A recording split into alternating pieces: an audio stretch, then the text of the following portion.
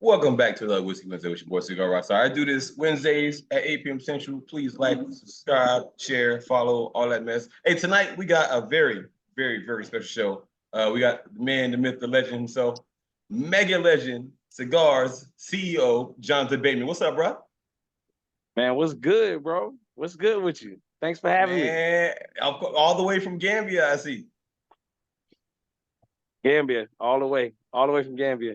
Man, I gotta talk to you about that, man. So we'll get to MegaLegend Cigars in a minute. But what made you go to Gambia? Like, how did this come out? And you just opened you just opened the lounge yesterday. I did. I just opened the lounge. Bro, it actually started with just talking to some good friends of mine that actually that I grew up with in Atlanta, but they Gambian. So they moved back to Gambia as adults and they started their own businesses and they basically reached out to me. It was like, look, man, we know you always been to doing your own shit, entrepreneur and whatnot. You need to come to Gambia and at least check it out. So that's where it started at, bro. It was like, coming out and checking out. My brother came first, and then I came right after him and my mom, and we just started pulling up, buying land and opening up stuff. And So now your first time to Gambia, when was that? Was that a couple years ago? Was it a few years ago? 4 years back. 4 years back. Okay. So this process started about 4 years ago. Well, the journey started about 4 years ago. The process to get to where I'm at right now, like the actual building, the lounge, bringing a cigar week here, that shit just started between last year and 8 months ago. Mm. Mm. So that sounds relatively quick to me. Man, I guess it's less. How can I word this? Less bureaucracy than mainland, the stateside.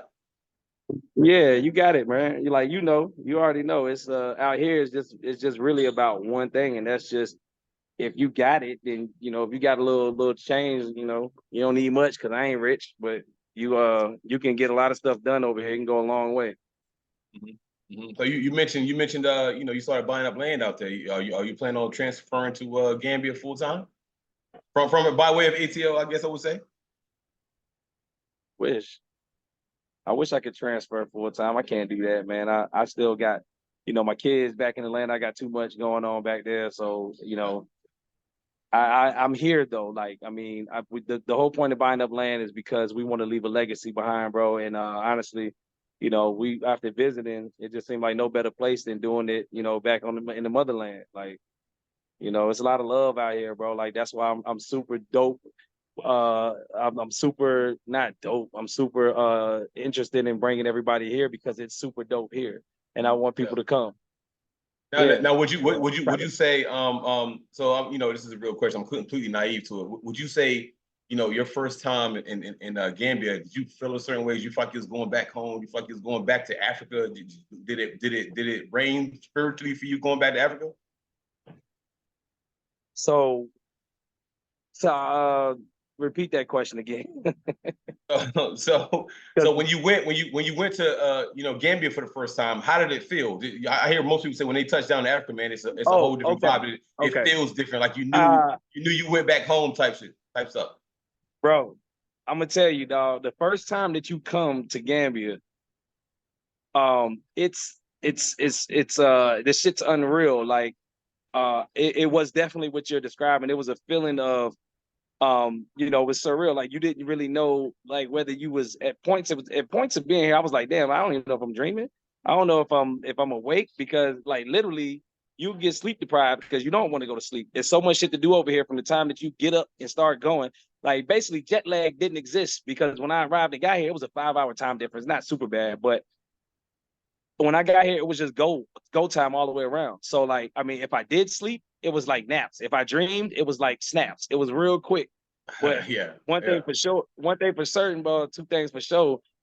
You feel something different when you get here. The people make sure that, like the folks here, bro, it's like watching our people go walk around and talk their language. They have 8 different tribes here. They have 8 different tribes, and so they have 8 different languages. And so that's been like sweet, just learning some of the language and seeing our people walking around talking that language and just realizing that our roots and where we coming from and like just seeing like the most organic, authentic side of it, and being able to come back to it. Yeah.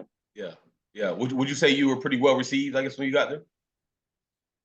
Yeah, I was, because like I said, my guys that I knew from back in the States, that are Gambian, when they moved here, they already was setting up shop. So for me, it was an easier transition. I was able to come and link with them, and they were plugged in. They were made men that basically wouldn't let me do no wrong. Yeah. You know, Yeah. Yeah. For sure. For sure. So talk about the location of it, man. You said, I saw the front side. It has a nice courtyard. The back's on the beach. What made you choose that location? I'm gonna tell you, bro, the location chose me because this, like, where we wanted to be, I just was excited to be somewhere here, and I almost made a deal that, I'm glad we didn't make. I was looking at it right now. That location, that building is struggling, and we're in a prime real estate location right now. Like, if there's a prime strip called Senegambia. We're right next to Senegambia, but we're in an even better location because it's called Former Dream Park, right? This area that we're in is called Former Dream Park. So I'll show you in a second. I'll pan it around and walk outside and show you. But it's a really nice park area, like multi-plaza ish. Apartment buildings up top, offices, the restaurants down at the building, and we put the first cigar lounge in this area. Like, there's only one other cigar spot in all of Gambia, and we're number two. You know, Okay, yeah, but the yeah, area is high traffic, bro. A lot of foot traffic. Like, I'll show you in a second what the outside look like. But yeah, it's nice. yeah. Hey, So bro, I I know got you a said that question what for you, you. I got a question for you. What's going on, Rockstar? What's going on, what I Legend? heard. Yeah, man. You all How you right? doing, bro? Oh man, I can't complain. So, hey man, what's the time zone there and all that? How's that? I mean, as far Yeah. as So from if you in Texas right now? no, I'm in Detroit. You in Detroit? Okay, so y'all the same as Atlanta. It's a 4 hour time difference for us, and then 5 hours for I guess what's that, CT East? Yeah, yeah. Oh Okay, man, so fact. it's was it 1 in the morning over there right now? It's 1:30 in the morning, and that's what I'm saying. Like, I can show you right now. They don't sleep. Like, they outside my lounge right now. I was about to say you just did before we started you did a quick little pan. You had some people out there just chilling. You want me to pan it again? Do you want me to? Yeah. Talk about the talk, What you want to see, Rock? talk, talk, talk about the grand opening, man. The grand opening was yesterday. I saw you put it on live. The MegaLegend Cigars IG page. I'm talking about the grand opening yesterday, man. How was it? The grand opening was a beautiful turnout, man. Like, I was a little bit nervous about it, right? Only because I'm doing something that I'm trying to create a market here. Cigars is here. Like, you can smoke cigars here. It's been here, but way before me. But the market is very, very, very small. It's tiny. So I didn't know what I was gonna get on the grand opening, but I do know that we got a good circle of people here already that mess with me heavy. And so they pulled up, bro. Like, I got some look when the footage comes out and everything, because it was all professionally done. This whole cigar week that I'm doing, 8 days of a cigar week in Gambia, all of it's been captured professionally. So when I tell you that the footage I'm gonna put out within the next 2 weeks, week to 2 weeks, it's gonna really put it into perspective for everyone that wants to know more about Gambia. It's gonna put into perspective. We got some fire ass shots, bro. Video, drone shots, all of that. We got everything that you could expect in a cigar week and more, but in Africa. So Wow. Yeah. Yeah. So what made you want to do this, man? I know you say you're trying to build the culture over there, but is it what put you on? What made you like, okay, I want to do this? There's no cigar lounges here. Y'all smoke, but I mean, let's put it together. that was just the passion, bro. The passion behind it. Just being, into the culture the way that I'm into it. And when I was visiting coming to Gambia, I was like, well, this is the one thing that they missing. I already knew that we was buying up land and we was doing stuff over here that, was to be beneficial for a legacy. But at the same time, I want to have a good time when I'm here, the way that we like to have a good time, the way that we like to enjoy our lives, back in the States. This is what we do. We go to goddamn cigar lounges, we network, we move, we use this thing as a tool to move through the vines, baby, and we find each other and we connect. And Yeah. so I wanted that. I wanted the people here to have it because, like I told you, the folks here is super dope. They super cool.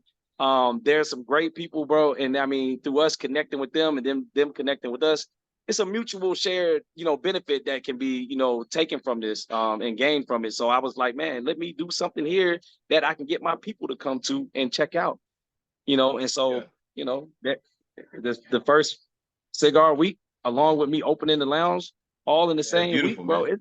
It's been, hey, bro, it is beautiful, but it's been stressful. It's been hectic, bro. Like, yeah.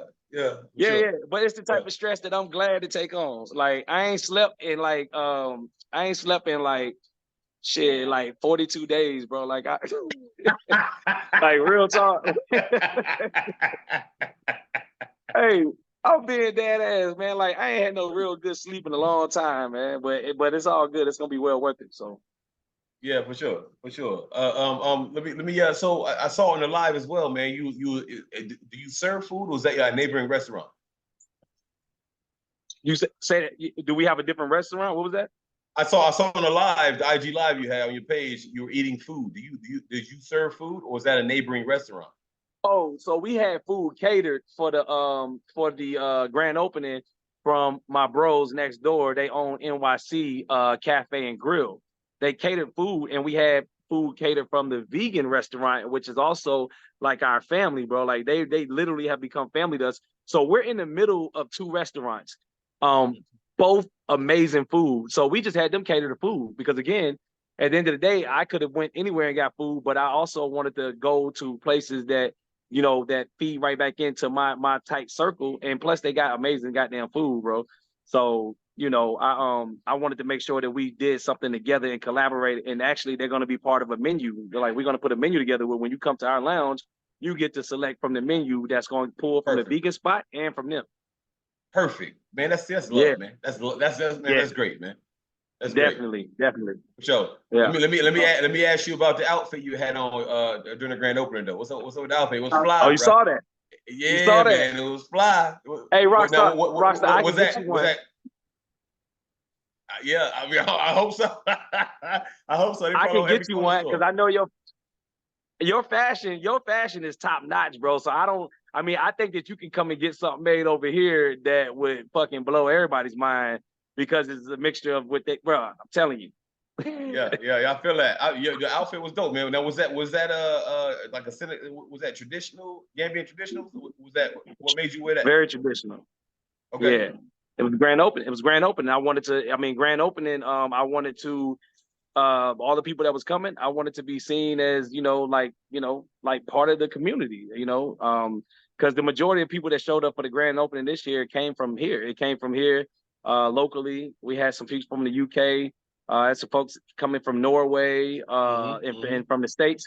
But, I wanted to show people what that looked like. You know what I mean? Like, I'm part of this community, bro. Like, I have a whole business here, 3 of them. We got this, we got the restaurant, and we got the beauty supply store, and we got land where we building, we got a compound being built right now for guest house. But when you come to visit, you got a whole guest house, up to 8 bedrooms, master bedrooms, bedroom suites, pool out in front. So, I ain't want to just come here. I don't want to come here and just, keep my same westernized, concept or idea, whether it be the way I dress, the music I listen to. Like I'm taking in and adopting, their culture. So that's why I dress the way I do. And plus it's comfortable as shit. It feels good when you put it on. Yeah. For sure. Now let's talk about the power of a dollar over there, man. Does the dollar stretch you longer over there than it do in the States? Well, for every $1 you get 68 of theirs. So, with that being said, yeah, you can do a lot over here. Land don't cost as much. But building don't cost as much. Labor, cost of labor is cheaper. It goes a long way, but it goes fast. Like, to build something, to come in and build something, bro, like it's just been like, it eats up money like constantly. But I put it like this, with what I've done these last couple of weeks and what I'm doing, I couldn't have done it back over in the States. So yeah, to answer that question, it definitely goes a long way. Yeah. Now let's get into the cigars a little bit, man. I know. You're based out of Atlanta. Now that you're in you temporarily in West Africa, does that mess up what you got going on in the U.S. with cigar sales and your other businesses? How tough is it to balance both countries like that? Man, it ain't really, I don't know, it ain't really that tough, bro, because I just feel like that I enjoy doing it. Like the biggest thing I'm trying to do right now is do more of the sales online through my website.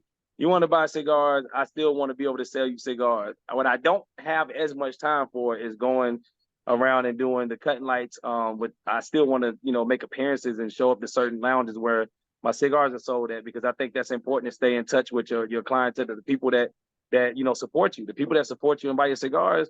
So that's going to be like the most challenging thing, is still coming around to some of the lounges where the cigars are at, even if it's once a year or a couple times or whatever.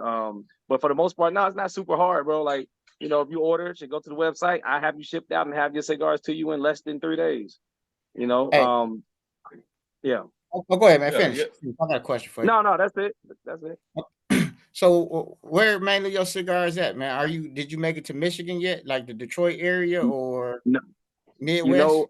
East? I met a lady out of I did something in Kansas City, and so they have some cigars out there. I did a sponsorship thing, and they love the cigars, so I actually got to get them there.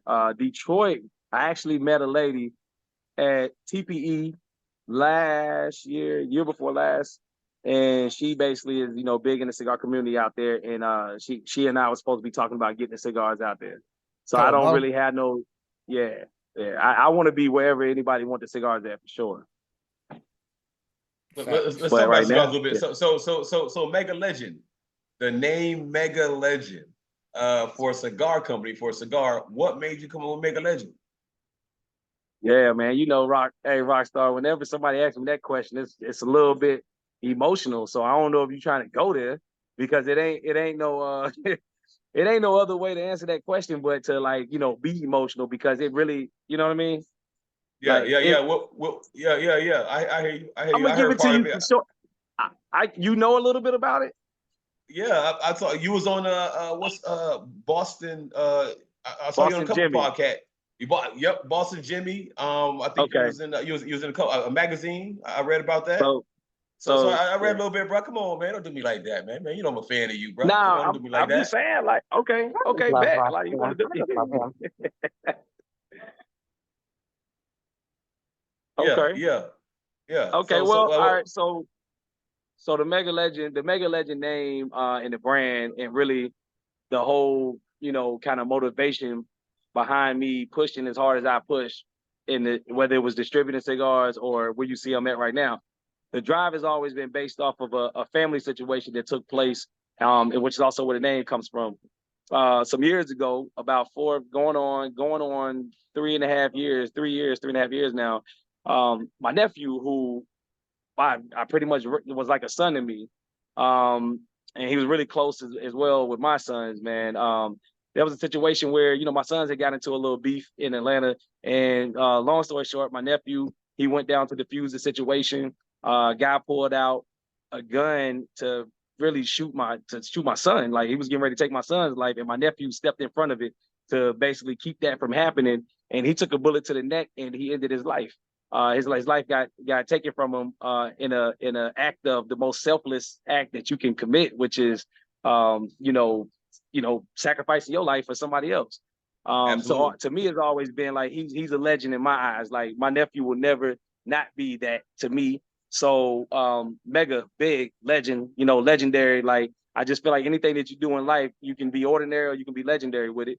So for me, it's always been, I think about him, and I'm like, when I created the company, my brother and I, when we created the company, was like, man, this be a good name, and he actually my brother takes on the name Mega as his moniker. I take on Legend, but together it's MegaLegend, and it's based off of the situation with my nephew and saving my son. My son wouldn't be here if it wasn't for my nephew. So everything I do, and every day that I do stuff, is always about, hey, you can do it this way or you can be legendary about it. So I go hard.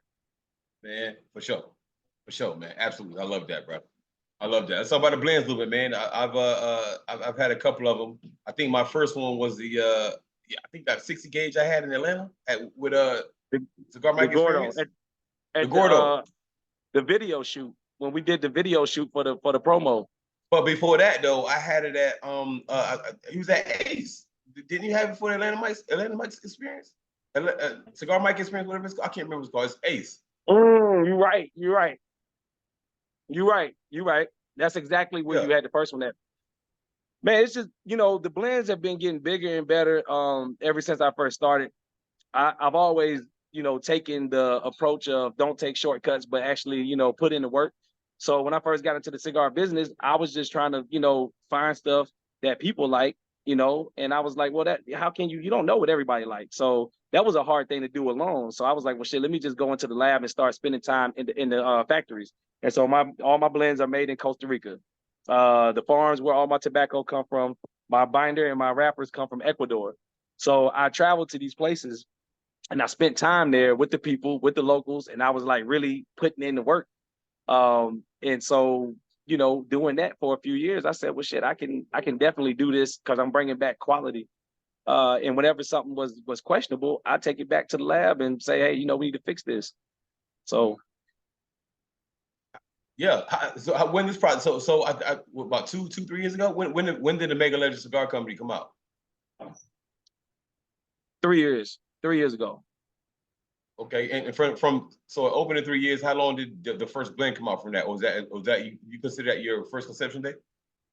First year, like within it started 3 years ago, and immediately I was in a good crowd. Like I knew the Cigar Mics and the Shy Peaches and everybody that like put me in front of folks. So as soon as they put me in front of people, bro, like you included, I just started going ham. Like I was like, well, shit, I'm sponsoring event after event. I'm giving out 200 cigars. I'm giving out 150 cigars. Like I was doing that, making $0 because I understood from, Cigar Mike, my mentor. He's like, bro, like you got to do this in order to get it in the loan, in the end on the back end. Yeah, it hurt when he was. It hurt though because I was like, I would looking at the sponsor things. I'm like, bro, I gave a lot of cigars out that I could have made, $5 off of each one, and I would have been good. Yeah, yeah, for sure. Talk about that process, man. From for somebody who has aspirations to come out with a stick. Talk about the process from you went to all these countries and then you came out with a blend. The process is, I mean, it can be rough, man. It can be tedious. It wasn't just like I pulled up and went to the first factory and it was the one for me. Like everything had to line up perfectly. From negotiations and the business deals to like what type of vibe was I getting? Like was I getting scammed? Was people trying to get over on me? Because like I said, it's Costa Rica, bro. Like I did the DR as well, Nicaragua. But what I enjoyed the most about Costa Rica is that I felt like they really wanted to also put themselves on the map as a country with the cigars. Mm-hmm. So it was like a working relationship where we both benefit from. But that process ended up being pretty seamless. Like after a while, like it was like, damn, like this is my guy. These are my guys out there. Like they became family to me.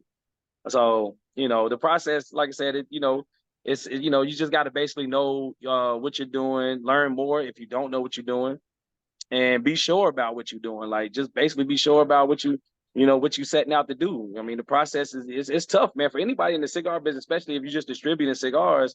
Like people told me like you got to be crazy to want to do that. Like literally, you got to be crazy to want to get into that business, bro. Like, and you at one point had your own blend, right? Nah, man.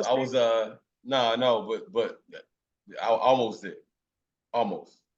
I felt like I heard you talking about it. I know Jameson talked about that at one point. Yeah, there was some conversation, but so with me, man, I'm on the same thing as you, man. I want to get out there and go to Costa Rica, get out there and go to Ecuador, Dominican Republic. Yes. I want to walk that walk so I can talk that talk. You know what I'm saying? And come out with a good product. But at all the places, man, what made you choose Costa Rica? At all the places, what made me choose Costa Rica, they were just better at business, bro. They were more organized.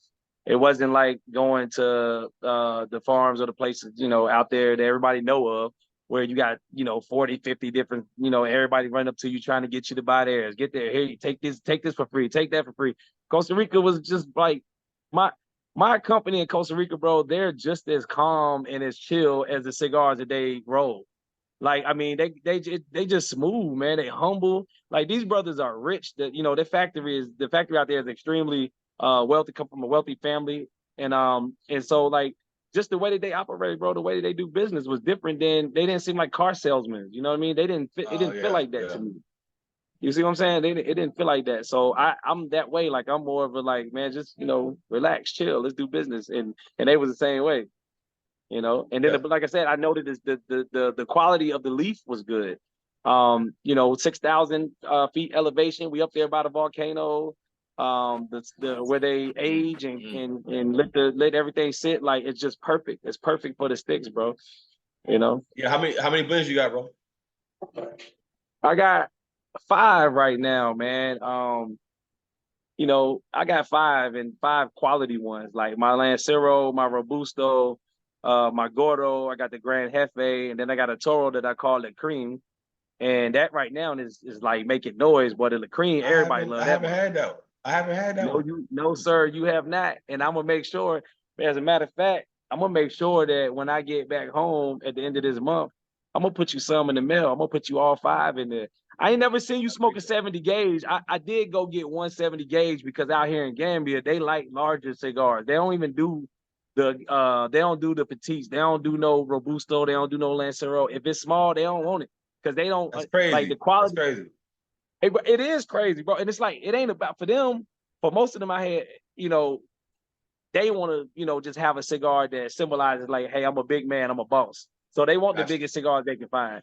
And I understand that, but I'm also trying to break that. I'm trying to, explain to them that that's not necessarily how you, like it's not about that. Like, smoke what you like, but at the same time, I want to teach them quality. So I'm bringing quality sticks over here, and now I got more people smoking those Lanceros and them Toros and Robusto. They smoking them.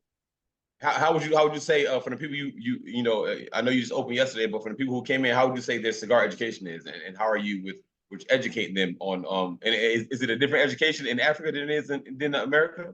You know what I'm saying? So how's the education aspect of it? It could be, yes, it could be different. Maybe it feels a little different at times, but at the end of the day, not really. If somebody new to it, whether you here or you in the US, if you new to it, and then my breakdown on how I explain it to them is the exact same way. And usually your feedback is the same way. Your reviews on how you, like the relationship that you build from all of this seems the same, man. Like that's why it feels normal, feels natural to no matter where I'm at to be able to talk cigars, to be able to introduce a cigar, and I get true pleasure from doing it. Like it's a passion, man. So I enjoy whenever somebody definitely don't know nothing about it, and it's also sweet when people know a little bit about it because they can relate to certain things that other folks can't. So for me, it's a win-win in the process of talking to people about it. Sure, five blends. What's your favorite one? Or if you don't have a favorite, what's your best seller? The best seller here or in the States? Oh, I mean, shit. It's different. Okay. It's different. What's the best seller one over in Gambia? The best seller in Gambia, it used to be the Gordo, but the 660, right? But now it's easily becoming the new La Cream, the one that I want you to try. That everybody like that motherfucking dog. So why is it called? Is it flavored? No, sir. Yeah, come on, man. It ain't flavored. It's just got natural cream notes, like natural vanilla cream notes in it that it's just like a hint. It's just a hint of, but it ain't that sweet about it, bro. That motherfucker is a full body. Yeah. It is a full body. And that's what's impressive to me is that the amount of people that's over here that's liking that full body. Yeah, that's good. Yeah, I hear that. Yeah. What about stateside? What's the big seller stateside? Lancero, bro. It's still for me. The Lancero is still like that's my overall favorite Vitola. I love the goddamn Lancero. I can smoke it any time of the day. But be careful because if you smoke it on an empty stomach, it will lay you down. Yeah, I hear that. So Lancero, man, that's it could be a complicated blend to have. What would you say the most challenging blends you've made? That was the Lancero, and then coming out with this Grand Jefe.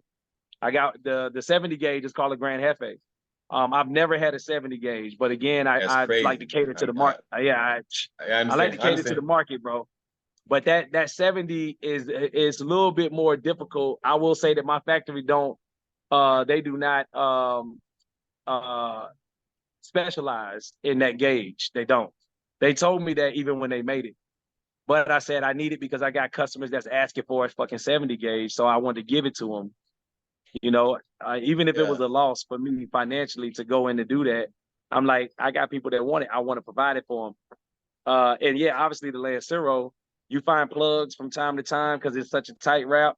If you cut it slightly the wrong way, you know, it's even worse to get a draw. Like, But I've been fortunate to where my bundles of the land. Oh, somebody just keep going. There's a question. There's a hand up for a question, but keep going. Then I'm gonna get. I see you, TJ. No, yeah, I was just gonna say I've been fortunate enough to where my company specializes in those. Like they make great Lanceros, and so that's why Boston Jimmy rated it 96 out of 100 on the review, because it hit every area, man. It hit all the points that he checked. That he, that's a high ass rating from him. Like he don't just rate motherfuckers 96. So yeah, for sure. What's up, TJ, man? I see you, bro. You got going on, sir? What's up, man? I know I got in here a little late, man. Family stuff. Well, what's up, man? Yep. Legend, what's going on, man? What's going on, bro? So not much, man. Not much. So I'm a cigar nerd. You know what I'm saying? So when it comes to cigars, like, especially people that own their own brand, I'm big on asking, what is the blend? Like, give me wrapper, binder, filler, why you pick that. And when you smoke the first third, what are you expecting? When you get to the second third, what are you expecting? Ash color, when you first start rolling them, did it boat, stuff like that, just to kind of give me, because I think I smoked your Lancero when we were in Atlanta. You were at Mario's event, right? I think so. I think if I wasn't there, the cigars was there. Because I had given out a lot of them and they had circulated and got around. Yeah, I think either Peaches or Cigar Mike gave me one. That's where you got it from there for sure. Yeah. So yeah, man, that's dope. That's a loaded. It's a big question, but I'm gonna try to tackle it the best I can. So again, my tobacco farm, the factory that I work with, all of our wrappers and binders come from Ecuador.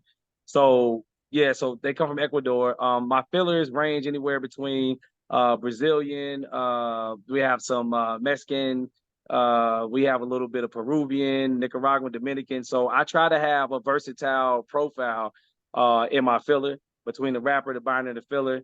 Right now, one of my newest ones is it has Brazil and Dominican on the filler. The wrapper is Ecuador. The binder is Ecuador Habano 2000. And that's the one that everybody's really praising right now. So it's been easily become my favorite as well. Profile, profile tasting notes, man, have been anywhere between like a floral kind of aroma, hints of coffee notes, like that vanilla cream on that cream. You taste that in there, a little bit of mocha. I have one that's a creme brulee, not flavored. Again, I aromatize some of my cigars. So I have batches of cigars that I aromatize. So I don't know if you know about that process that I started about a year ago. I started just aromatizing them, and I said when people open them up and smell it, I want them to smell it, but I don't ever want them to taste what they smell. They're gonna taste only the natural notes. So it wasn't really complicated to do. I just basically was sitting around one day bullshit, and I was like, well, let me figure out if I can goddamn give this thing a smell that it don't matter who you are, you open it up and smell it. It's almost like it was a selling point, but at the same time, when you smoked it, you were still smoking a quality stick. Okay, cool, man. Yeah, like I said, man, we all of us are in the game at different levels. Not only want to say different levels, we're in it for different things. So, especially like if it's not like one that I'm used to already, like a Drew Estates or something like that, Herrera Stelli, when it's more of a, I guess you would call it a boutique. I'm trying to find out in depth, like what it is. So I'll know, like, even when we're trying to get people to smoke it, we can speak on it for certain. Like, yo, this Mexican San Andreas wrapper is Nicaraguan binder and they got that Brazilian Fina filler. And this is what we're expecting from it. You know what I'm saying? So it's good to just hear. And then a lot of people don't even know. Yeah. A lot of people that roll cigars nowadays, they don't even know their own blends. So it's like, you breaking it down makes it all make sense.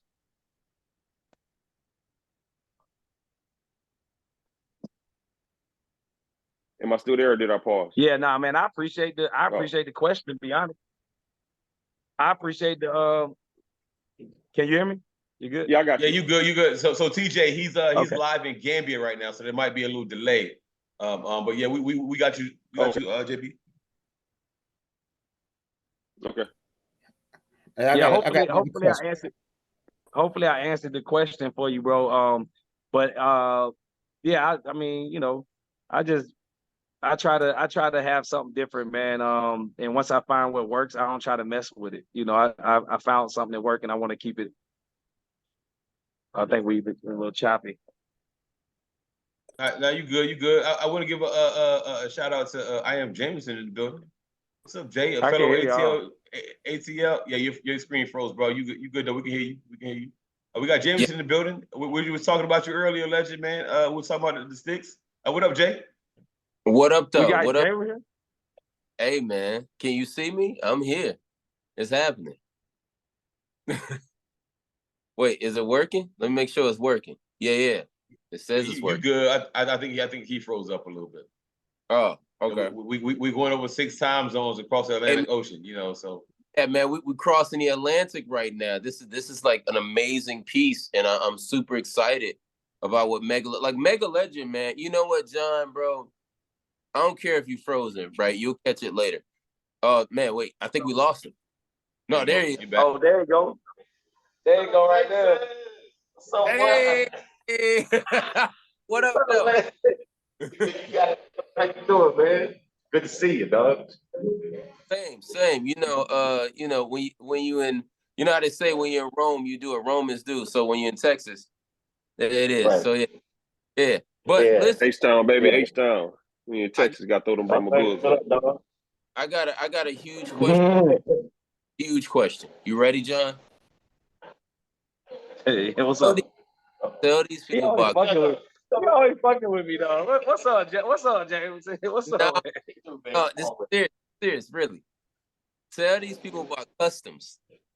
What did you have to go through custom? Like again, I'm very proud of you. You have no idea. Like, you know, Mike told me about the process. I love how you go work on a project and then time to talk about it. Now there's a process in between that. And the big thing, you're moving, for one, you're US, you're moving the you know, out of the factory over into a whole continent, right? Talk to customs, bro. Custom situation has not been a problem for me yet. Honestly, like I think the bigger that the market. No. Wait. I'm sorry. Not that there's a problem, but help these people understand the level of logistics that you have to go through in order to make these things happen. Yeah, no, that's hey man, it's definitely it can be tough. Like it's challenging to say the least because I mean I go to Costa Rica, right? And I sit there, I make sure I get all my stuff that I need, that I know that I want to have shipped over and brought. But that could take a lot of time. Like between getting it from Costa Rica, it's gonna come to me first, right? So it's gonna come to me over in the States. Once I get them to the States, I ship out and I try to have it, meet me there. But it's tough because to get it to Gambia is not a straightforward process. It's definitely a lot of hoops and a lot of hurdles. It's a lot of it. So I start just flying over with the maximum amount that I can take, and I have people coming with me. So I have people bring as much. What's the maximum? I need 500. Wow. Per person? Can I 500? I mean, you need me to you need me to you need me to transport something 500? 500, yeah, 500. Because I have a broker's. I'm able to. Oh, there you go. I got there you go. taxes. Yeah, taxes paid and everything on my stick. So I am legally able to travel with up to 500. Wow. See, a lot of people think these operations, and that's the reason why I asked you the question, and I wanted you to, elaborate publicly, because a lot of people think these transitions, right, along with the process and the logistics is just as simple as like, moving CDs out the trunk of your car. and it's Hell not. no. Hell You no. know, No, and that goes back to the comment I made earlier, where like, you know, shit, you get into this cigar business, you got to kind of be crazy, right? I mean, because if you know, it's a I mean, shit, you done it, you done been there and done it, so.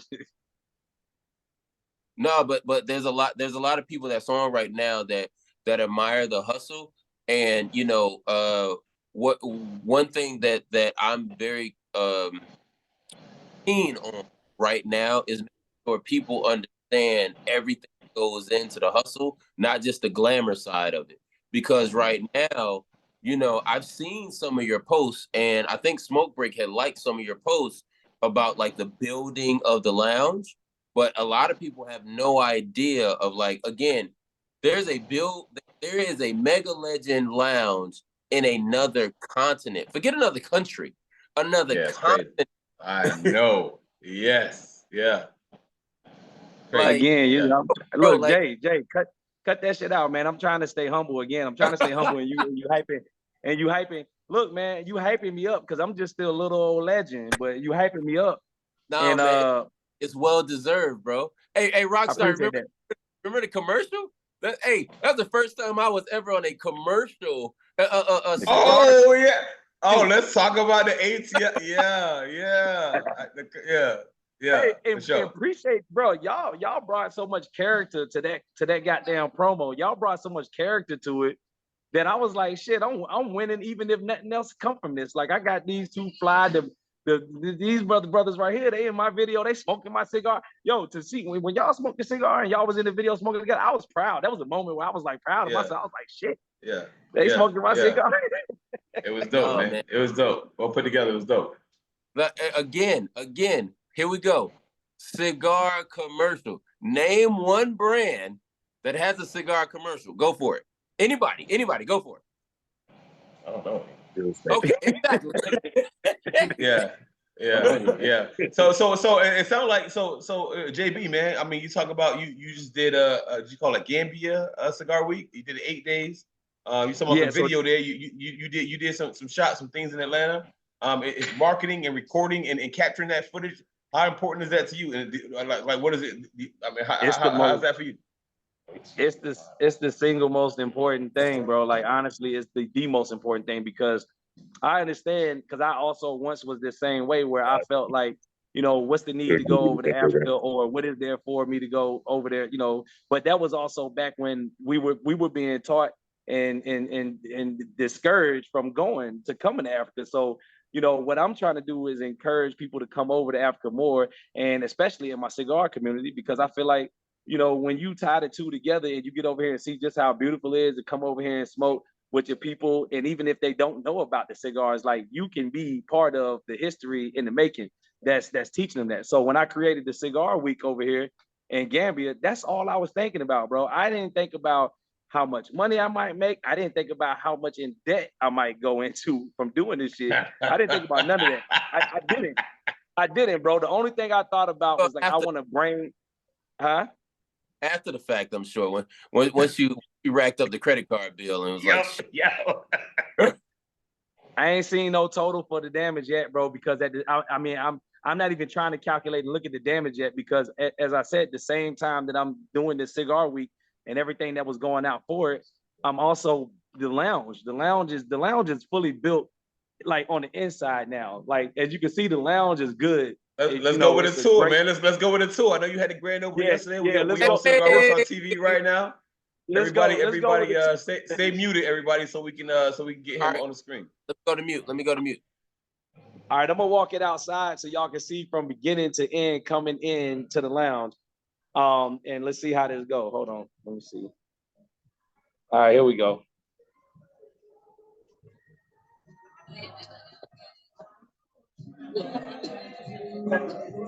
Y'all, we live on the podcast, all the way live. So y'all just wave. You see how beautiful the women are here. So, you know, that's one reason for you to get out here. Just, you know, you might want to come and meet wifey. I don't know. You know? Hey, I had to come off mute for that. I'm definitely as you can see, bro. Yeah. Anyway. All right, then we go. You see the guys over here. Everybody, it's a whole vibe out here, right? Owner of Elites right here. beautiful. We got ladies here. We got the guys kicking it. They play bones, they play cards, all of that right here. NYC, Jameson. NYC Cafe and Grill. They actually from NYC. And they got some bomb-ass food. It's a beautiful spot. All right, so we're gonna go into the lounge. As you can see, boom, you got, it's kind of glowy, it's real bright, but that's the MegaLegend sign. All right, 3D joint. All right, then we're gonna walk it inside. See, boom, walking inside. Had the ceiling done from scratch, everything. Man, all of this took some time. Maybe turn the chandeliers on. Let's brighten it up a little bit. Let's hit the chandelier. He got it. Let him put it on. My staff is in here a little later because we had a party bus that took us to one of the other events that, yeah, turn the chandeliers on. I just want to brighten it up a little bit.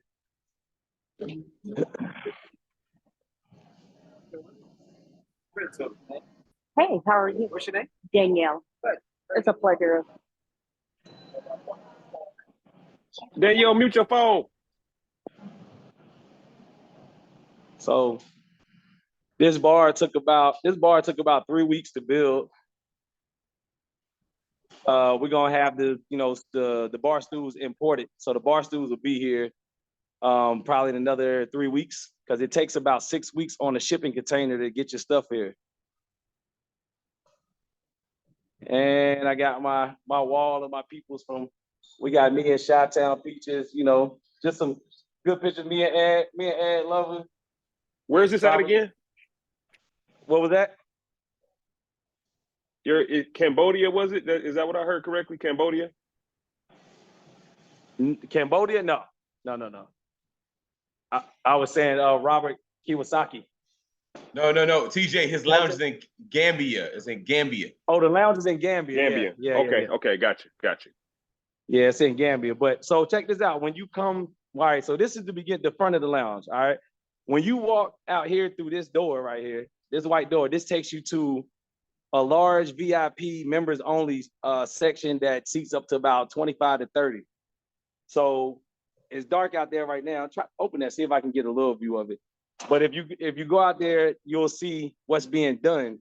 It's a little bit of light out here, but it's kind of dark. Basically, this whole area back here is gonna be, yeah, it's dark. Y'all can't really see it, but during the daytime, y'all will see it. Plus, I'm gonna have footage capturing it when it's all finally done, and I'm gonna tie that into the Cigar Week footage, and you'll get a full glimpse of everything. So, you guys will see what it looked like. That's dope, man. So from the time I guess, for lack of a better word, from the time you broke ground to what we see today, how long did that take? Was that process like? It's about a year. Yeah, but Not even a year. Yeah. you did this bar in like roughly about a week and a half, 2 weeks, something like that. Nah, I mean, from the time that I would say 8 months and that's 7 months total. Like from, You mean from the beginning? yeah, nah. When I show you, like, because the ceiling itself took about 4 weeks. Okay. The build out in the back, they've been working on that for a little minute, but I'm only a week away from it being complete, man. So I'll have the timeline. I'm gonna do a dope video where it shows the beginning, the end. It shows the start, the before, the after. Put a timeline together. So I'm gonna get with my digital guy, and he's my ambassador also out of DMV, Big George.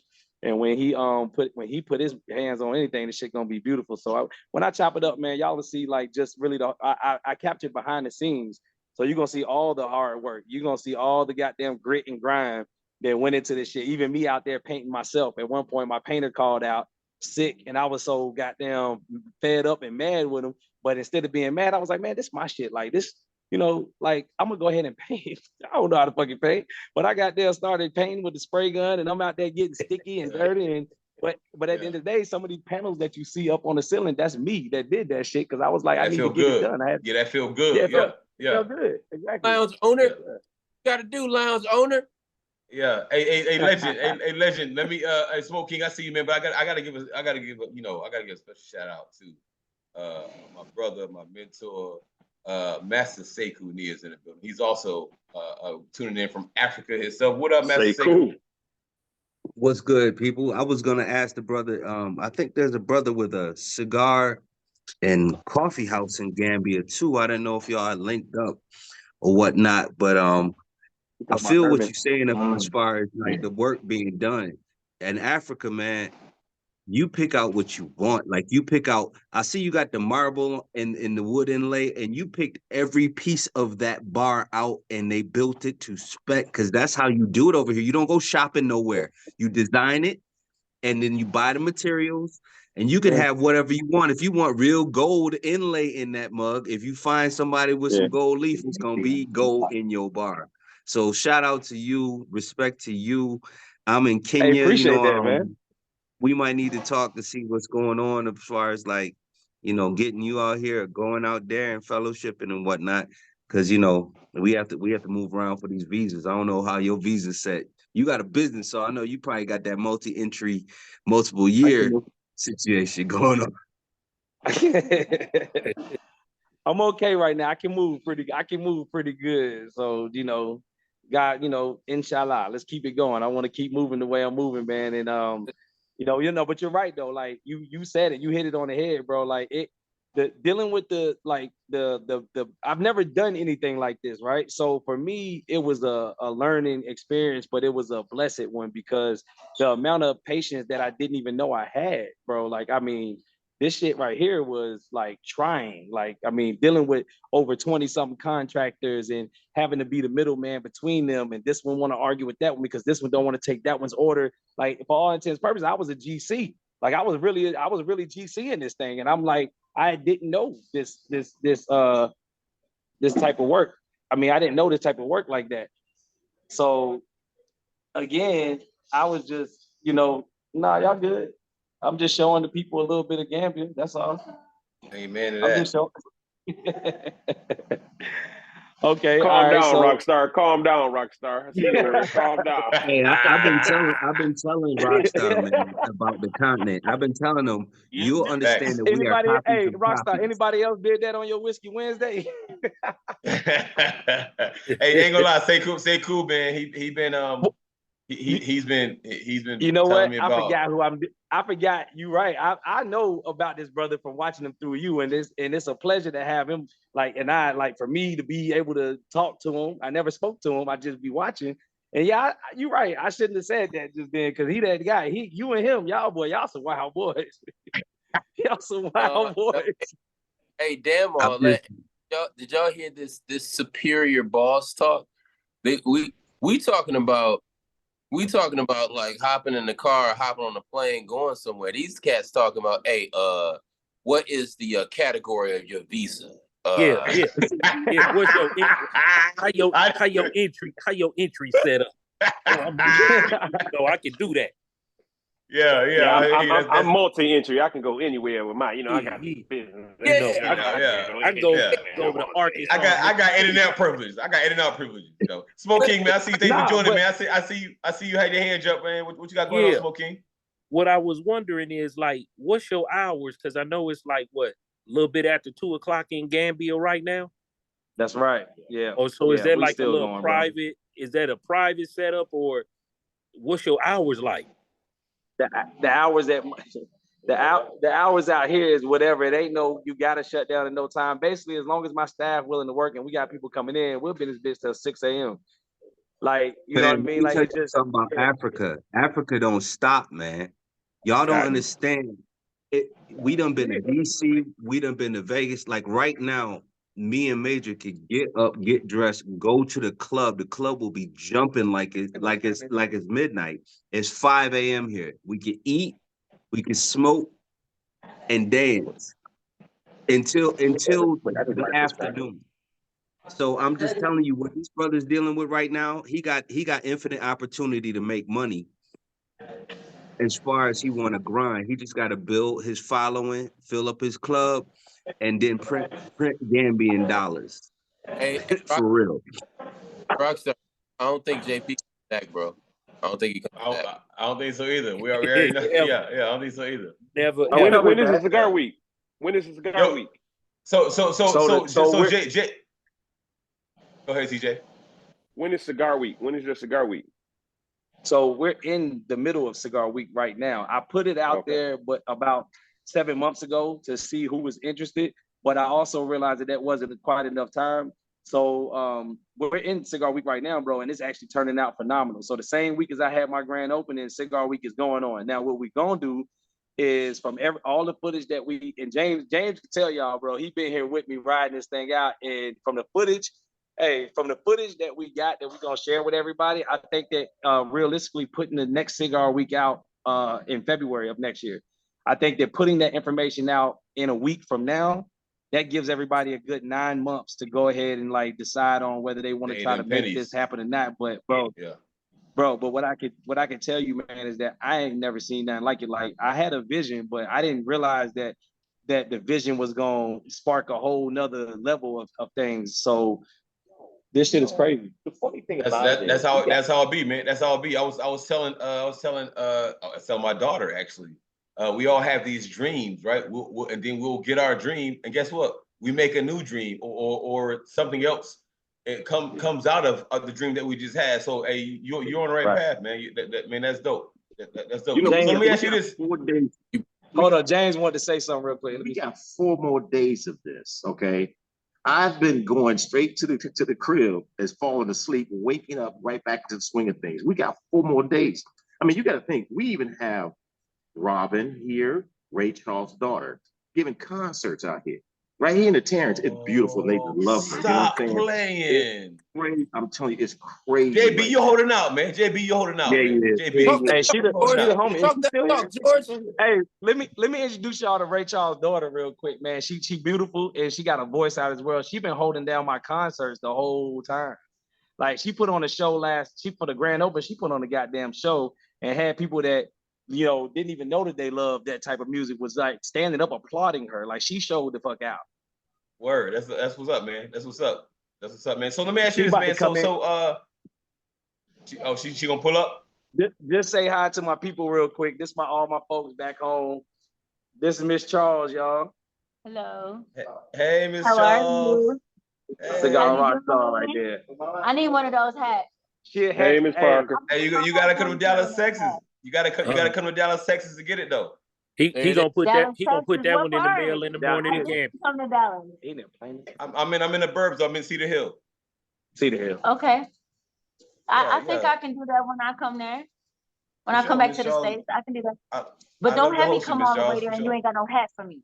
She like her hats, if you come here, I promise you, I guarantee we on live right now. I'll have a hat just for you. There it is. I got you. And in Texas, that's a legal binding contract. It is a verbal contract. I'm a legal resident of Texas, so I definitely understand that part. Right on. These brothers, hey, this guy's in Kenya. Sekou, we got another Sekou. Sekou's in Kenya. Hey, Kenya, what you know about the Kakuma refugee camp? I know a little something about a little something about a little something. You know what it is. So then we need to talk about the Kakuma refugee camp. How about that? It's in Kenya. They also need to talk about this flooding that's going on and how they built all of Nairobi, which is at high elevation without drainage. Yeah. At the same time, 3 hours down the road in Amboseli, they have no water. It don't make no sense that you got flooding up country and you drown in. I mean, you in drought. So let me tell you something. Let me tell you something about Africa. It's Africa, so don't a whole lot of shit make sense in Africa. Imagine. Do they say that in Gambia? Imagine. Imagine. Like imagine. No, what we say is it's Africa. That's what the fuck we say. Yeah, it's Africa. So. I'm interested in coming to Kenya though, shit, because I know Gambia is what I know from Africa. I know a little bit about Sierra Leone. Been there, visited Sierra Leone, went to Bo and Freetown. Went to Senegal, but I want to see what Kenya and the other places look like, man. So you said something earlier, bro, and I want us to work together. Like, yeah, we definitely have to talk because again, cigar culture exists here. One of the things I've been doing since I got here is the same thing you were talking about earlier, is galvanizing cigar culture, trying to move it from where it was because Kenya was a colonial property. So it's still kind of an old man game, a kind of gentleman's game. It blows people's mind to see my girl smoking. but they end up wanting to smoke like her. We've been places and we've left cigar butts in the ashtray double back, and people are smoking the butts out of the ashtray. You know, and everything we do big. You know, Jameson say take the first warning. I learned that from Jameson. So wherever I go, I don't care where I'm at, I'll light up, smoke everywhere. They look at you like you're not supposed to be smoking there, and then the ashtray appears. So I'm like, when the ashtray appears, you know that validates I'm supposed to be doing what I'm doing. You just didn't think a black man would be doing it. Oh wow. So we have like tomorrow night, Thursday night, Cuban Code has a cigar night. There's people that smoke out at Dangling Hoof on Fridays by firelight. We have we're trying to build up the Scotch, because Scotch is big. Bourbon really don't exist here that much, but Scotch is cigars. So you know, my spirit game is impeccable. So, you know, I flow in. I don't care whether you drinking mezcal or you drinking red wine or you drinking scotch. I'm going to flow in and I'm going to pair it up with a cigar. So definitely we need to connect. You know, hey, definitely, Legend. I will say, yeah, Legend. I will say, man. Sekou will be. Must connect with Sekou for sure. So I got a question. Go ahead, what are like the cigar shops out there like? I know you have yours, but are there any other shops that you can just go to and be like, I want to pick up? Yeah. Sekou actually, it sounds like he know exactly who he talking about when he mentioned a cigar coffee house here, because there's a gentleman here who's actually the only sommelier in the country, by the name of Herman Little. Herman Little has a spot called Energy Cafe. It's a coffee shop. He infuses all of his food, his drinks, and everything with a hint of coffee. And so it's a different and unique approach that he has, and it's good. Like, I mean, he has cigars there. He has the food, he has the drinks. I had a Merlot earlier that was with a hint of coffee notes in it, and that was interesting. It was, you know, something different. But yeah, he has a cigar shop here. So he and I brought him into the Cigar Week and we collaborated. You know, I brought him in. You know, he's big into the Gambia community. He smokes with some of the big men here, and he brought him out to my event, which was the first day, the invitational meet and greet, and it was a hell of a turnout. Over 60 people showed up. And it's first year. You know what I mean? First year doing it in Gambia. So everything that we've been doing has been like smooth like that, bro. Like, we had karaoke night where me and Robin jumped on the mic together and was goddamn singing her daddy's songs. Like, we was turned up, you know. But that's, yeah, there's the other spot. There's not a ton of places that you can get cigars from. There's a couple of like little stops, little, you know, mom and pop like storefronts that sell some cigars, but they all got the, you know, the bullshit like Cohibas that ain't really Cohibas and shit like that. But you know, as far as premium cigars, premium tobacco, me and Herman got him. Like, he got Bongani, he carries Bongani. He's a supporter of them. He's a supporter of them. I love Bongani. I got one in my bag right now that he gave me today. You know, so we try to collaborate as much as we can, because we're two brothers both from the States but happen to be in Gambia doing the same thing. So that's that, man. Like, the market is still so wide open that I've never been a selfless person, and I've been encouraging people, like, come check it out. Come to the Cigar Week next year. Come see how you can get, you know, planted and rooted here. I see you, Sekou. I see you, Sekou. Yeah. We've been hearing it for a couple years now from Sekou. But I had a 10-day event that we went to the coast. We were on rooftops. We were out in the Maasai villages, just to try and connect people to understand that not just the cigar revolution that needs to happen in Africa, but the cultural revolution that'll tie us back in the US, back to where we came from. People here, we be like, we the runaway slaves, we the real runaway slaves, because runaway slaves in the US, they went from the South to the North, but they still was in the same country that enslaved them. We ran away. Me and this brother right here, we ran away. We back where we came from. Like, we actually escaped, and now we trying to, you know, we Harriet Tubman and folks Y'all back trying to pull up. to the Yeah, trying motherland. to pull up. It Yeah. ain't nothing but opportunity. It ain't nothing but opportunity. This brother is sitting in a lounge that he saw in his mind. And I'll guarantee you there's not a light switch that exists in that lounge that he didn't see in his mind. How many of us in the States, when we create a business, we get the ability to have it exactly the way we want it to be, exactly the way we envisioned it? That really doesn't happen in America. Talk that talk, George. You feel what I'm Hey man, saying? you on point, bro. Like you on point, man. And in all honesty, man, like I've been grinding so hard, bro. Like I haven't even had a chance to let it all like settle and hit me. You know, like when the one thing that hit me was when they first put my sign up, and they put the that's sign not up. that, bro. You when I seen the sign, you already winning. You know how many lounges and you know, no disrespect, you know, I love DFW. Remember lounges at DFW don't have a sign; it just has a stand that says cigars on the outside of the building. So Bro, I check in every night.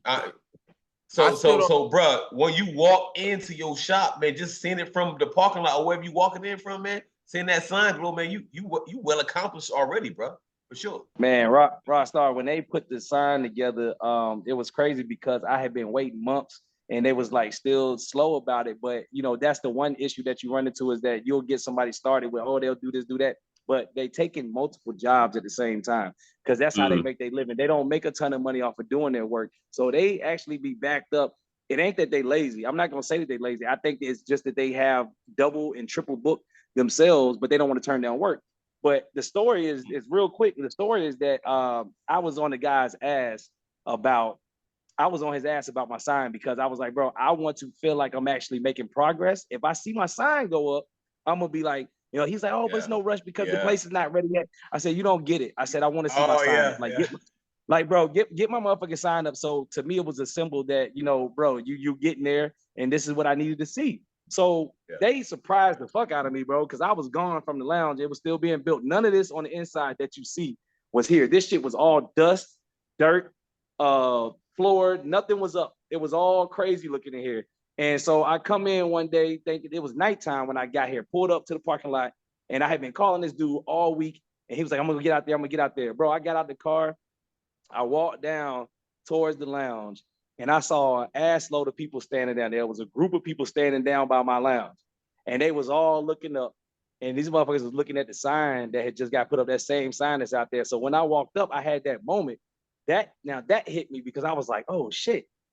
Like I actually cried. I shed a tear, bro, because I was there like, well, you know, this is real. Like I'm really, you know, doing this now. And so when I saw the sign, man, that was that. And since then, it's been so much work past after that I haven't had a chance to really take in what's happening here right now. So yeah, that's crazy, man. That's I hear you, man. I hear you. Hey, so let me so TJ had a bust out. TJ is part of the Herf Boys up in Detroit. So I know you mentioned you talked to a lady out of Detroit, man. I will say Herf Boys are well connected in Detroit. D-Jack is on. He's one of the founding heads. TJ told me to connect y'all. I would like to connect y'all, man, and maybe you can get in Detroit. D-Jack, what's up, man?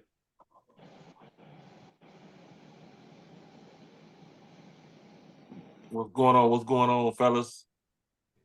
What up, bro? Hey, man, just want to say, man, again, man, I know everybody said it, but Legend, man, proud of you, brother. Keep doing what you're doing, man. Keep moving this community in this culture, man. Say cool, man. Again, thank you for leading it too, man. And we definitely are interested to, go over there, man, and check you out. D-Jack, I appreciate that. Hey, tell them they can leave, you man. in the home of my brother, Mr. Quiet Storm from Detroit. You know, Stormy from Detroit. So I always have a soft spot for Detroit because that's where my man is from. My man Jameson's from Detroit. Big what up though. Yeah, anytime I smoke an Ashton, I'm missing the Ashton. I'm speaking of my brother, Mr. Quiet Storm from Detroit, because you know that was my mentor in the cigar game, and you know he was doing it big, but he was doing it big the way me and Rockstar was doing it big long before I knew what it was to be done. So I always loved Detroit. Yeah, word. Hey, we got a question in the chat though. So iPad says, what is the cigar industry like for women out there? are the opportunities similar to the States? Man, that's a damn good question. Here in Gambia, there's a handful of women that smoke.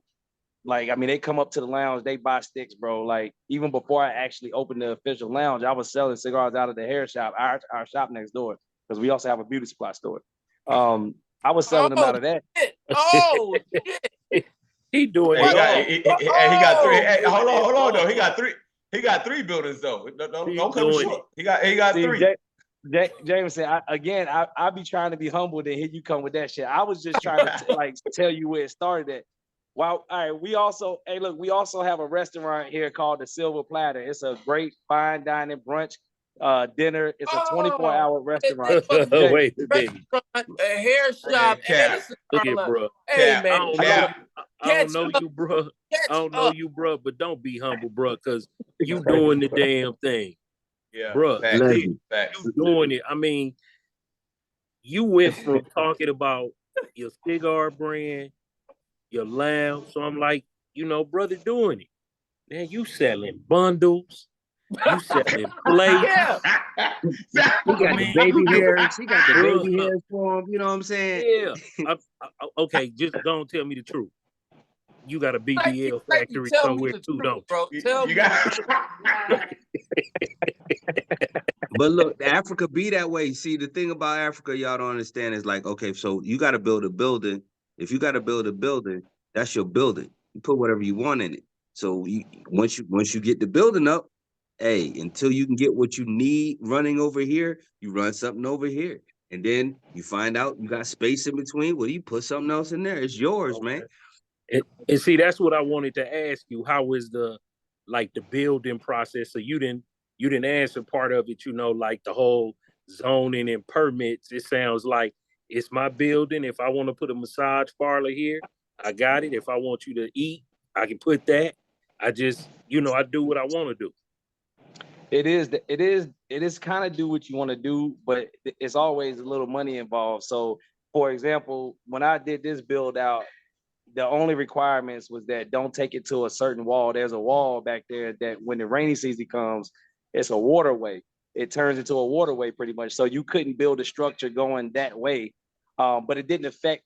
Hey, y'all, I'll see y'all tomorrow. 4. Y'all can come in at 4. Yeah, tell them 4. So the thing about it is, you know, it's still over here. Pause. I know where you're going with it. Go ahead. You heard that boss talk? Did you hear the boss talk? Yeah. Yeah. I heard that. I see y'all tomorrow, but it's already tomorrow, so I see y'all later today. Folk, come in, folk. Come on. Yeah, the waterway though, the waterway. So it wasn't too bad. I mean, just not many restrictions, I guess, on the build out. It's not many restrictions at all, man. Like I should have a fire extinguisher in this motherfucker right now before I was ever even able to open the door.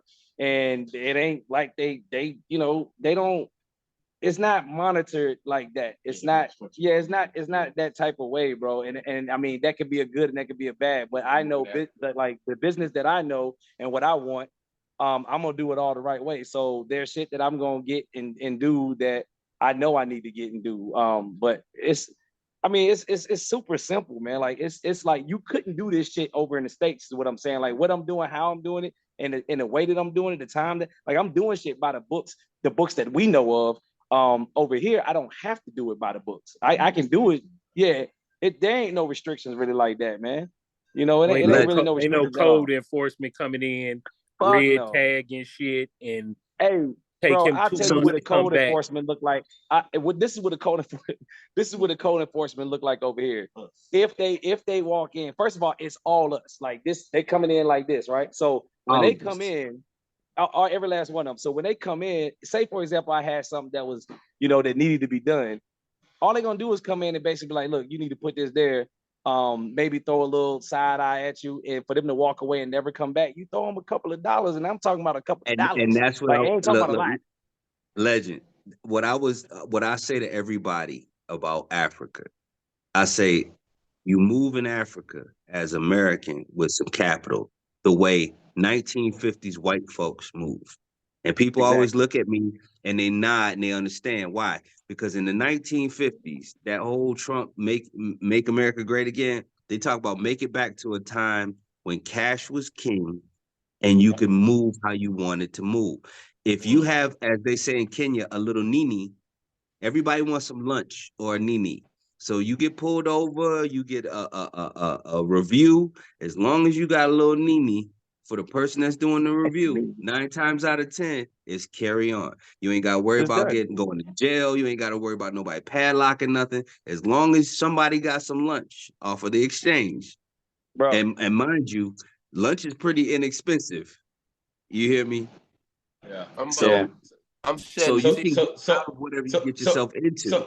So let me ask you this. You know, my naiveness. So I've been to Mexico before.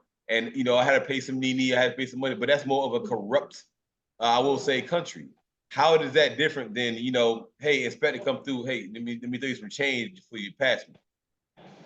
Is it more one hand washing the other ain't corruption? It's the American way. We just don't get to participate in it in America the way some other folks do. But in Africa, that is not exactly corruption. It's just the cost of doing business. I'll give you this example. Every time our businesses go to China, somebody gets thrown out of their position for taking bribes or giving bribes. But in China, you bribe people. That's just what they do over there. But our business morals from America says you can't give cash to a person for a business. But in China, if you don't give the cash, you're not getting in the door to even have the discussion about the business. So Kenya's not like that, where you got to come up with cash to get in the door. But I tell you one thing, how much cash you got when you walk through the door, make sure that things move a little bit faster, a little bit smoother. And that's the American way, because it's always been that way. It's just we haven't been able to participate in. Facts. Well, Facts. One, America is. You broke up. Say it again. America's what? I said America is greedy. And to your point, Sekou, like, hey, lunch is not that expensive. However, if I don't have to pay for lunch today, then go ahead and have That be the situation. And a lot of times that is the situation. I'm sure Legend has come up with some situations where he thought he was going to have to dole out a little bit of lunch, and he got a restaurant and actually sent, hey, why don't you go over there on your way out, guys? Thanks for coming through. Go out there and have them fix you up a little plate on the way. All the time. And they didn't have to give them nothing. And send your wife back for some bundles. Give you a little BBL. Send your wife in for a BBL a little bit later. You gotta see your BBL. He don't need no BBL here though. He don't need no BBL where he at. He where I'm at. I know. Hey, he got the original. Again, he got the original honor. Hey, you better tell him again, dog. Like, hey, I can go. Look, let me tell y'all something, bro. Like 3 minutes down the street, my partner that I was telling y'all about, who helped encourage me to come to Gambia to begin with, that man got one of the flyest and dopest nightclubs in all of Gambia. Even Senegal's nightclubs ain't fucking with him.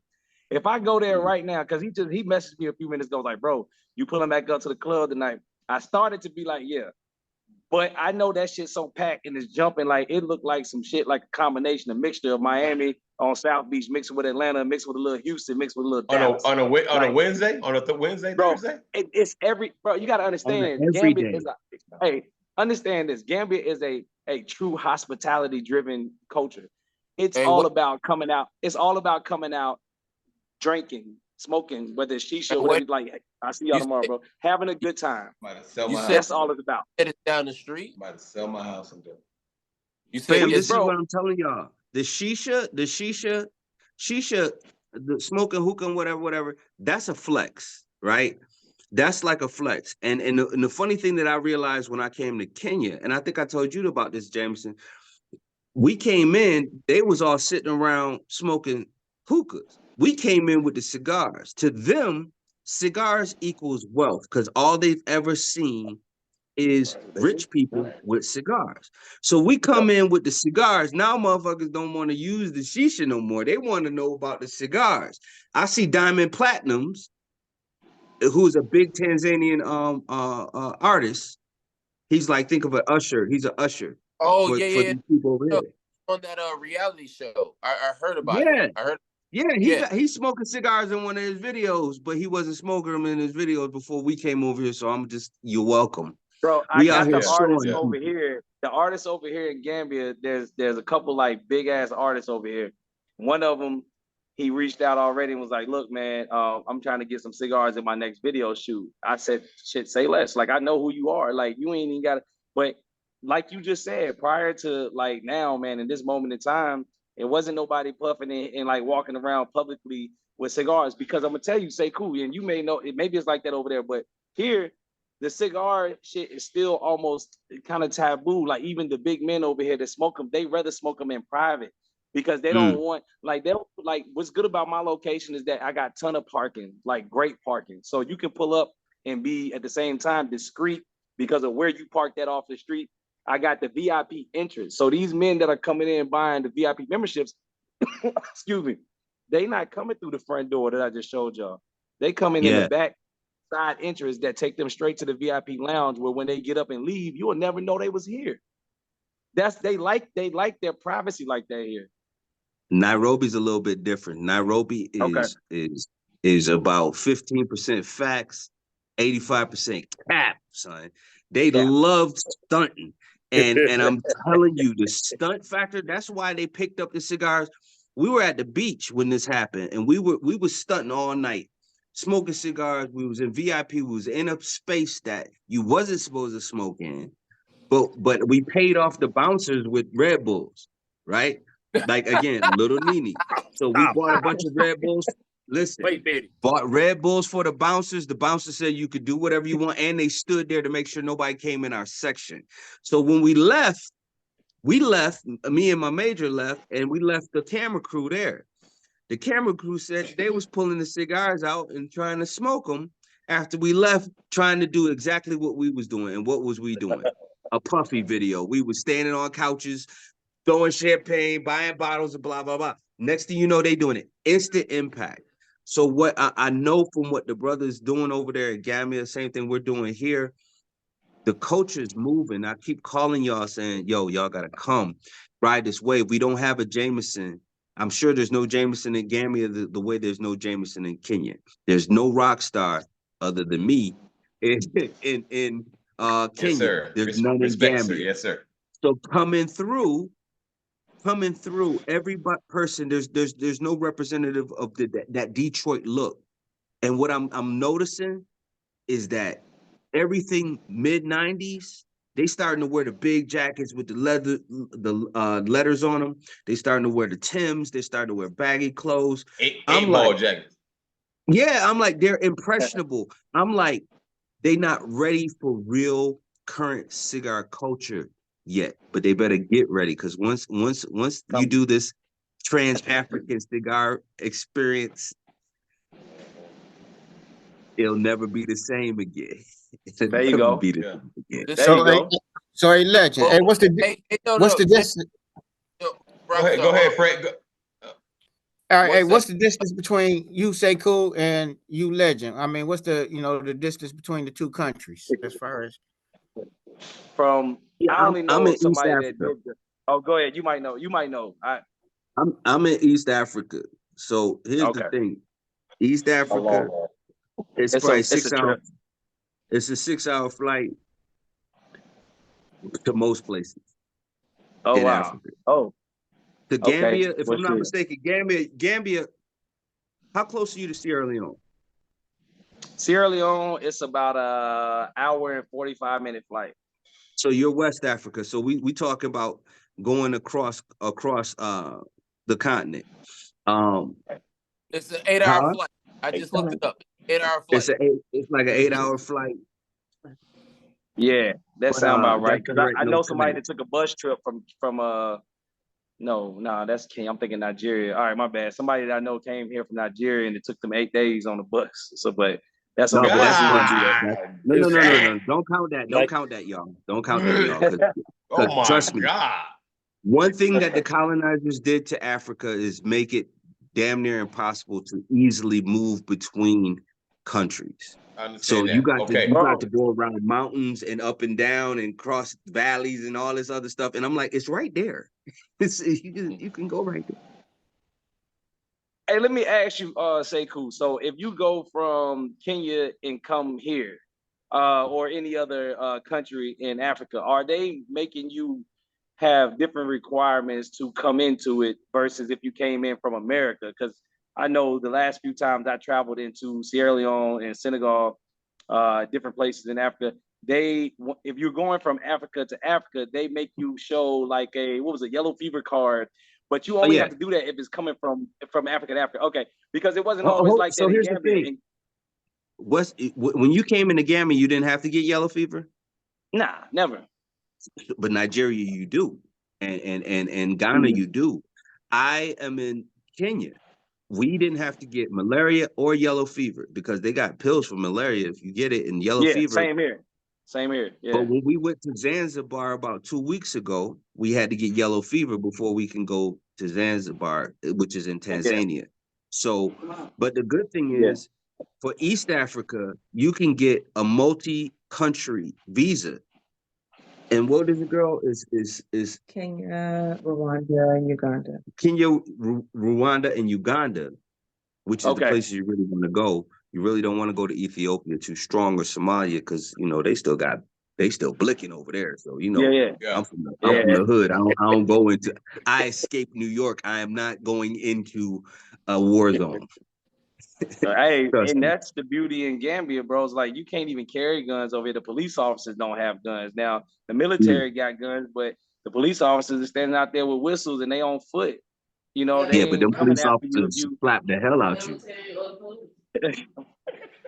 That's crazy, the police bro. will slap you in your face in Africa. I've seen people get straight backhanded up, and they had to just eat that because man, that's crazy. It's a little different. No, I like that though. I like that. Go, Jay. Go ahead, man. I know he's about to talk. Go ahead, Jay. Because nobody dies. Nobody dies. So yeah, that's beautiful. Yeah, man. I mean, I love it, man. Like in 4 years of coming here, bro. 4 years we were just coming here, like scoping it out. I'm seeing what it do, and this the first year that I'm actually like in business, and it's the beginning of it. So, I mean, I will say the journey has been, a pretty. It's been strenuous at times, but the thing about it is that it's all been worth it, man. Because there's a saying, right? Like if it was easy, everybody would do it. So the journey is what it is, but I'm more appreciative of it because now I'm, when it finally does hit me and it settles in, probably when I'm done with Cigar Week and I go home, I got to go back to Atlanta to see my baby girl graduate, and when she and when I go back and do that, I think that at some point it'll hit me when I actually get to really sit there and think about what the hell just happened this week. This month. I'm sorry, this month, in Gambia. So, no, man. I really just want to push out, man. Like while we talking about all of this, man. The Cigar Week, bro, is definitely something that I'm proud of. I already got people that want to collaborate on a massive level, large scale, and I think that when people come the next year that we do it, it's gonna be so fly that it's more than about the cigars. The cigars is what's bringing us together. But you come over here, you see how you can purchase land. Go ahead and start really doing some stuff over here. Because when I first came to Africa, and I didn't tell you this, but when I first came to Gambia, bro, I came over here to grow rice. Like me and my family, we met with the president, his right hand man, the minister of agriculture. Like we had meetings with them. Like we bought over 500 t-shirts that they needed for some event they was doing, and we printed them, brought them over here, and we sat down and talked for hours and days about us growing rice so that the rice that's grown here can be fed right back into the country as opposed to having China do the rice and shit. So that was something that we were intrigued and excited about. However, even though they were giving us the land to grow this rice, they wanted us to fund all the machinery. And you're talking about a lot of money. It takes a lot of money, and it's a whole process that takes a lot. It was just going to be too much for us to jump right into. So what you mean a lot of money? What you mean a lot of money? 6-7 figures? No, it's more than that. How many figures is a lot of money? think we lose. Froze. Either you froze or I froze. Well, your video froze, but I still hear your audio. I still hear you, Sekou. Yeah, we on the same wavelength over here. You know what it is. Oh yeah, Did you say how much money we talking about? Well, yeah, I mean, you ain't gotta give it. Is it 6 figures, 7 figures? I mean, can you give a ballpark? I mean, the machinery alone. I mean, the machine. Yeah, you good. Yeah, the machinery alone. The machine. Oh, there we go. Hey, Rockstar, look at it this way. In America, we used to having Caterpillar and John Deere. John Deere, yeah. Right? So everything in Africa be like Chinese, it'd be like Chinese or it'd be like Korean. So it's all imported. It's not just that it's Chinese or Korean. It's Chinese and Korean made, and it's imported to the continent. So the cost of machinery there is crazy. Yeah. It's not like you can just go to the John Deere store and catch it on sale when they have it at the end of the year and get a tractor and all of that. No, you got to get it. It's imported, and if it's new, that's a whole nother thing. Because some of the equipment here be like mad old. You can hear me? Yeah, you back, Legend. Yes, you back, Legend. So we were talking about Did you get the rice. I missed it. So you talking about the rice? You met with the president, and you got about equipment. How many figures is the equipment you think? Yeah, no, the equipment. I mean, you run close to about maybe between like 700,000-800,000, right? But then it's the whole entire, like, you still got to get all the grain. Like, you get all the grain. You got the travel to the place where we had to grow it at. You're talking about a good 4 hours out of driving, dirt roads, no lights when you get out there. A place called Jahali Parcha. And they was giving us land to go out there and grow it. But at the end of it all, like, you was going to have to invest a couple mil. You have to invest a couple mil. And I mean, I ain't have it jumping into, like, we wanted to get, we already had a family-owned business back in Atlanta, starting in home healthcare. That's how, we started making our money was home healthcare. We had our own businesses, own agencies or whatever. And that type of money, like, we would have had to sell the business to go and open up the rice business. We would have had to sell it, and hopefully get the best deal that we can get. So, a couple mil, and then just running it. Like, before you start to see the type of money that comes back in the rice industry is in the billions, in the billions with a B. So before you got to see that coming back, you would have had to put in a couple years of, everything from the harvesting to, running it the right way. Basically all of the shit that comes along with it, it could be well worth it for sure, right? But we ain't had that type of that startup capital. You need 5 mil for startup capital. Exactly. Yeah. Exactly. Yeah. Now talking about that, if you had a few investors and people to say, hey, let's do this, and then you were able to do that, is absolutely 100% something that I would go back and revisit. But then the thing is too, like, that would have just been to become very wealthy. It wouldn't have been like because I had a passion for growing rice, but I did have a passion for giving back to the economy. Like, I'd rather employ the Gambians, the locals that are here, and give them jobs, you know what I mean, and pay them well, pay them better than what they're getting.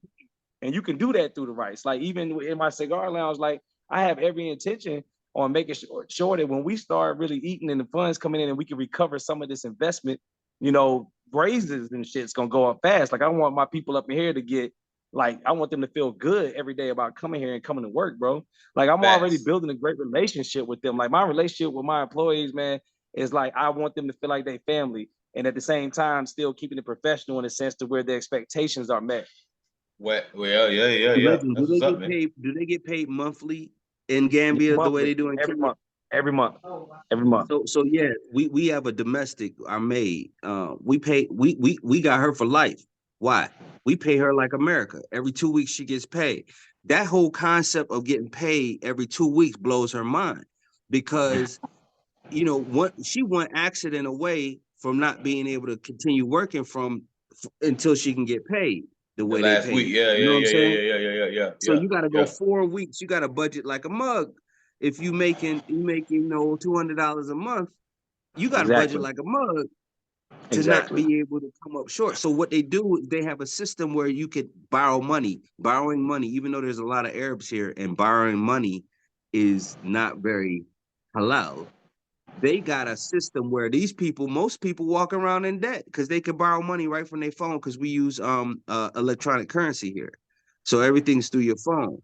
So many people is working, they're not working paycheck to paycheck. They working to pay off the loan that's eating up their paycheck. And I don't just being able to pay her bi-weekly and have her be able to, have a new phone and try and move into a new place, man. You see the instant impact when you come over to the continent and you do business. Word. Wow. Word. That's crazy. That's dope. That's crazy. I mean, that's interesting. Yeah. Yeah. Hey, GB, man. I know it's 4 a.m. in your part, man. Ain't gonna hold you, man. I know you're doing three something. Okay. I'd like to let me open the floor for one last round of questions. Any more questions?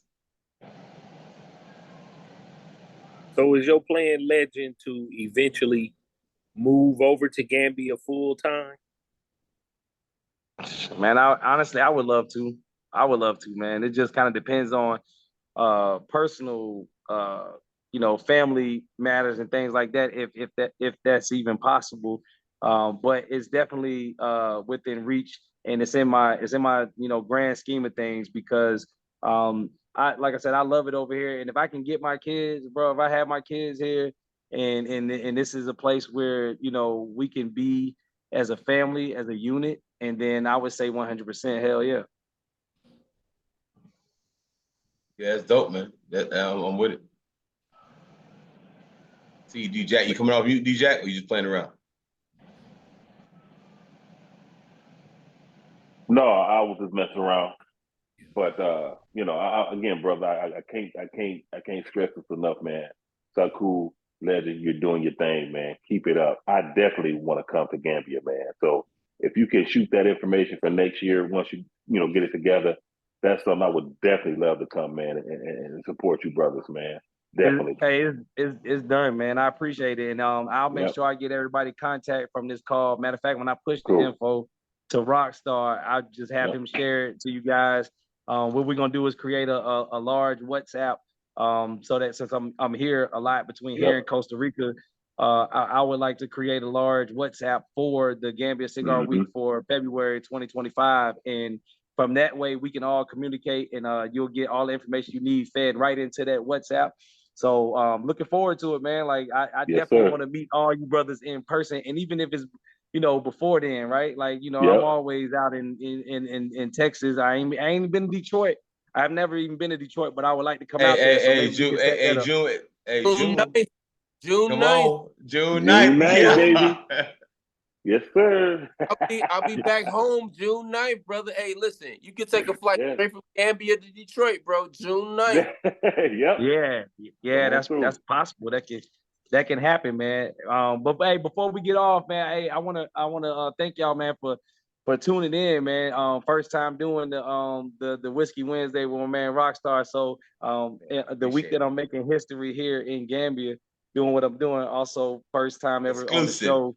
And exclusive. And we had Miss Charles on here, Yeah, and y'all had legendary Bloodline jump in and wave at y'all, man. She's sassy too, boy.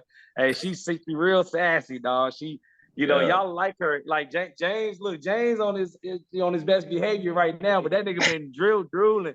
He been drooling this shit like all of. I've been watching him. He been having a little private conversation. Hey, I don't blame him. Off to the side. I don't blame him, bro. I don't blame him. Yeah, man. Yeah, it's dope, man. And but yeah, big shout out, but real quick before we get off, Easy Ash, my man from Easy Ash Lawrence, sponsored. They sponsored my first 2 sponsors. I had 2 sponsors, right? And that's cool. I'm okay with it. JM Patriarch sponsors some cigars, man. And so it's only gonna grow, it's only gonna get bigger. So, I want to give them a shout out for believing in what I was doing. And they like, yeah, man, hell yeah, we'll sponsor it. And they ain't ask no questions. They just like, what you need. And so they looked out for me and made sure I was good for the cigar week. But hey, look at the shit that's gonna be coming to y'all real soon. The footage, when I chop it up and get it all together, I promise you it's gonna blow your mind, bro. I promise you the shit that y'all gonna see is gonna blow your fucking mind.